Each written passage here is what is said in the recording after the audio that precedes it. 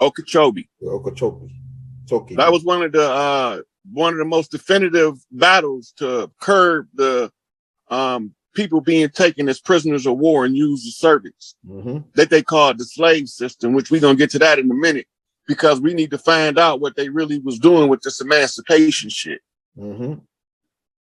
Okay, let's go on to the next one. Okay, now let's read what this say. It says the Seminole Wars, 3 related military conflicts in Florida between the United States and the Seminole, citizens of a Native American nation. Now look what it say. This is important. Which formed in the region during the early 1700s. That means that before the 1700s, what we know as Seminoles wasn't formed. Exactly.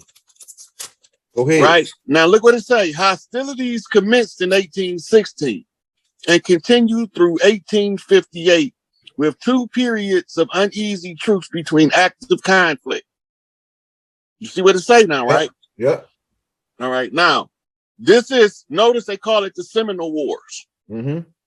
We ain't never had no truce with them motherfuckers, is what they not telling you. But let's go on to the next one. That's right. We ain't never back down. Go ahead. Now, notice the name at the top of that. Yep. See the year? Yep. 1739, 1858.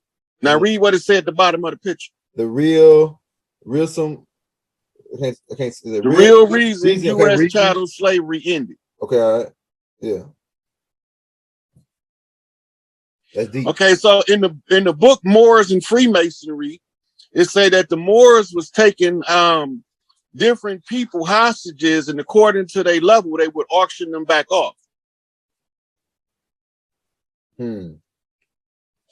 Keep that in mind. Remember, slaves were supposed to have been auctioned. Yeah. But now in the Moorish prisoners of war. Right. In the Moorish description, though, they saying that they were captives in war that they was auctioning off. I'm gonna put that up on our next one. I'm gonna bring that book out so I can show you what I'm talking about. That's fire. Okay, now let's go on in because we're about to start getting into some serious reading now. Into we got 200 people in this joint. It's getting down. It's going live. All right. Okay, this is just another showing you the true wars that ended chattel slavery in the U.S. And they saying it was the North versus the South. And they told us the North was the ones trying to abolish slavery, right? I've been saying the whole time we didn't believe in slavery over here. Right? Yep. So why all of a sudden, if the North is fighting to abolish slavery, why are they hostile to this group of people? Right. It ain't making no sense, is it? Nope. Okay. Let's see what the next picture is. I might have you go to the Google for a minute, but I need to see the next picture first so I know where we at in the spread. That's important. See what it say under there? Your Massey. Delegate wars. The unconquered. You see it say unconquered, right? Yeah, unconquered. Who in the fuck is the Yamasee? Right. Yeah, I know who they is, but like I say, do he look like he came from motherfucking Asia? Nah, he look like he came from West Africa with the Maladian Moors, the Mandingos, Mansa Musa now. Or he look more like he came from one of these tribes over here. Or he came from the Yamasees who mixed in with the Washita, who became the Maladian Moors. They came over here and they dressed like that dude just dressed. Okay, let's go to the next picture. Right, because before I start reading what I want to get into, this showing you a picture of actual people that's called Seminoles. We need to know what the people look like that we talking about while we talking about them, so we can have the right image in our mind while we talk about these people. Yeah, that's right. That's good. All right, so this is what they look like. I might be a couple more before we get to the article, but keep going. All right. Okay, this is the article. Now stop right here. Go to Google.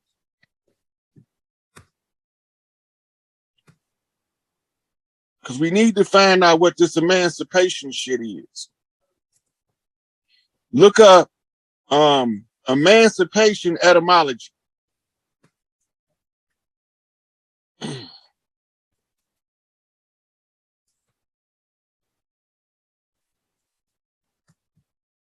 Oh shit. Okay, I didn't even type it.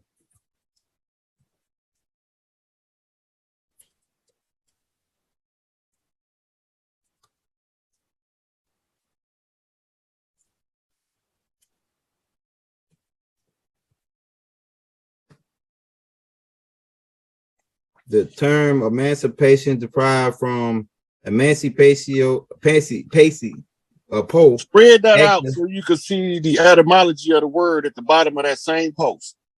Okay, let me blow it up. Because you're gonna find out that it means to transfer property.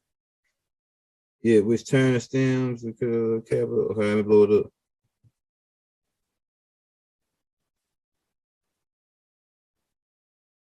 Agility means a free person for previous restraints of legal disability. That's not giving you the etymology of the word though. Go back. Let me go back. Okay, I go back. All right, this might be it right here. Setting free. Set free from control.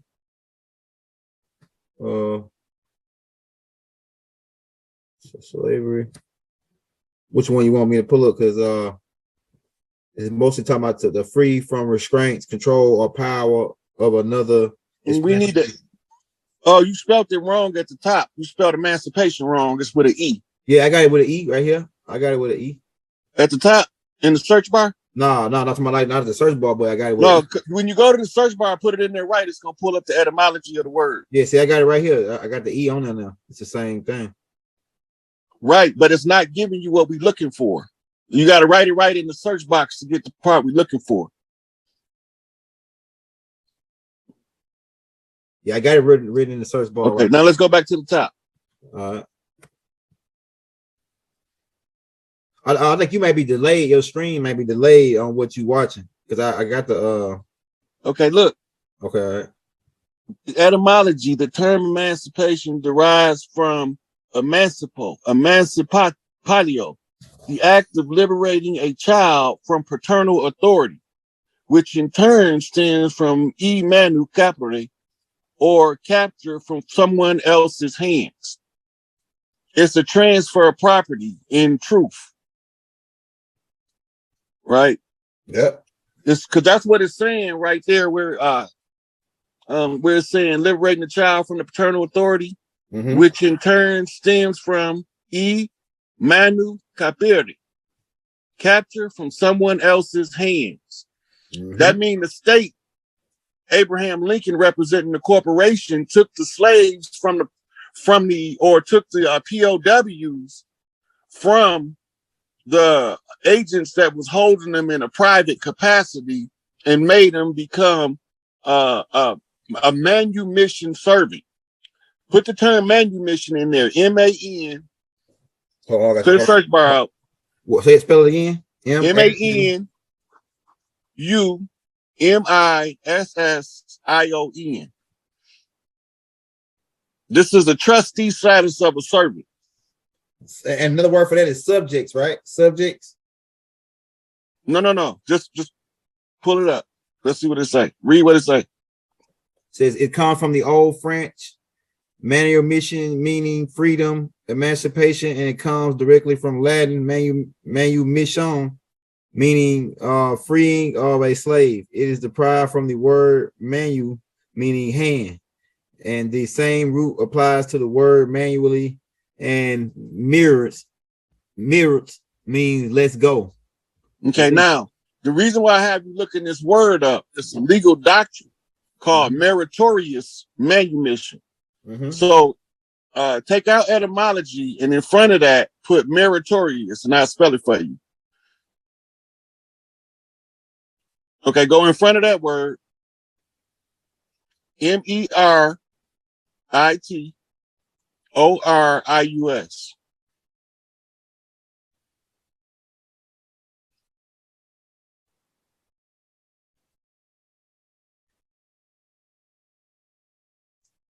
Can you read what it say? I can't see it on the unless I wait for it to come in on the other one.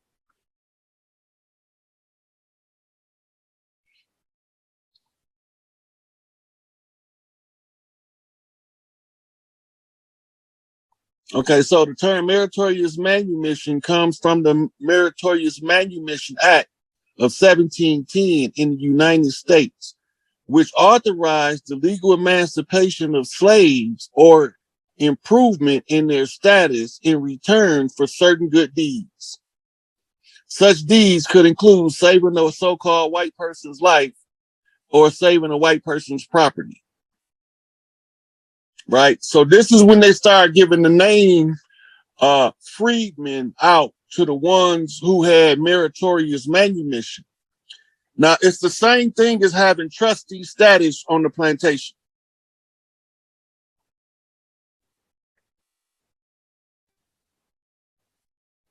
Can you hear me? Oh, I shit. can now. Oh, damn. I was reading it. Then I thought y'all was hearing me. Then you started. You must have been on mute because I just started reading. All right. Okay. All right. My bad.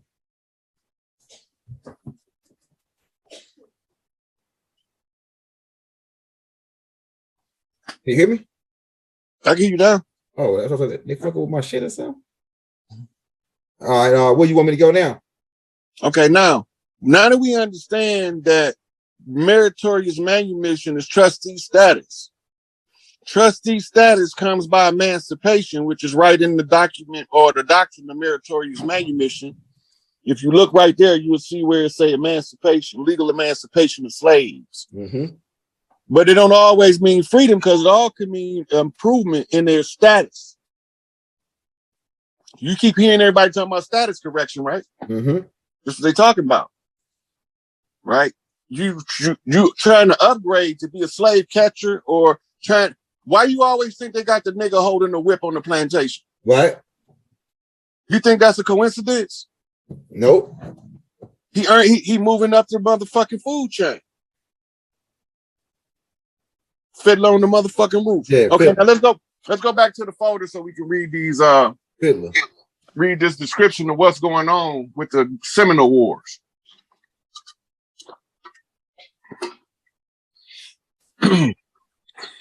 All right. The first thing out the gate, the Seminole people of Florida and Oklahoma. That's two drastically different locations. Mm-hmm. That's right. Notice what they say next. Did not originate from a single ancestral tribe. Remember I told you we came from every fucking clan to fight. Yep. That's right. It's telling you right here out the gate. The Seminole people of Florida and Oklahoma. You got to let that sink in, the distance between Florida and Oklahoma. Mm-hmm. Did not originate from a single ancestral tribe. The nations that would merge, you see that word? That means they came together. Mm-hmm. Mm-hmm. To become the Seminoles began appearing in Florida